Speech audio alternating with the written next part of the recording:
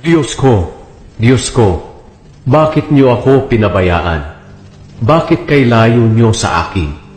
Dumadaing ako sa hirap, ngunit hindi niyo pa rin ako tinutulungan. Diyos ko, araw-gabi tumatawag ako sa inyo, ngunit hindi niyo ako sinasagot. Kaya wala akong kapahingahan. Ngunit banal ka, at nakaluklok ka sa iyong trono, at pinupuri ng mga Israelita. Ang aming mga ninuno ay sa inyo nagtiwala, at sila'y inyong iniligtas. Tinulungan niyo sila nang sila ay tumawag sa inyo. Sila ay nagtiwala at hindi nabigo. Ako'y hinahamak at hinihiya ng mga tao. Sinasabi nila na para akong higad at hindi tao.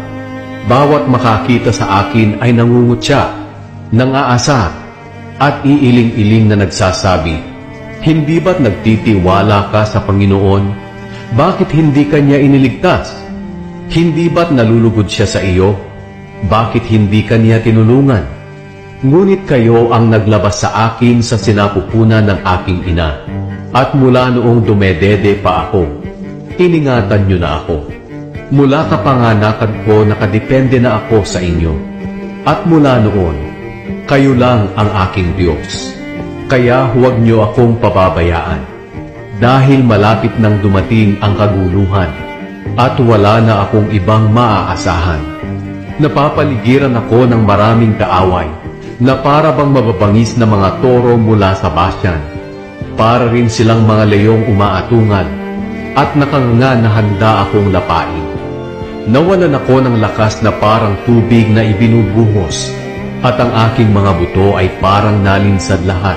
At nawalan ako ng lakas ng loob, para akong nauupos na kandila. Ang aking kalakasan ay natuyo na parang tigang na lupa, at ang aking dila ay dumidikit sa aking ngalanganak.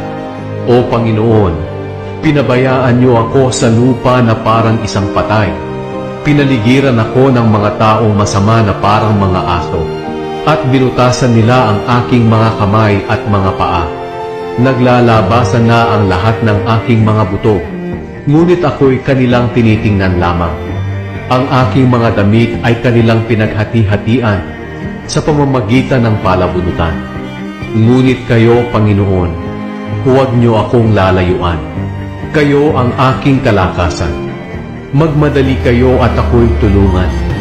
Iligtas niyo ang buhay ko sa espada ng aking mga kaaway, na tulad ng mga pangil ng aso, o mga kuko ng leon, o sungay ng toro. Sagutin niyo po ang aking dalangin. Ikukwento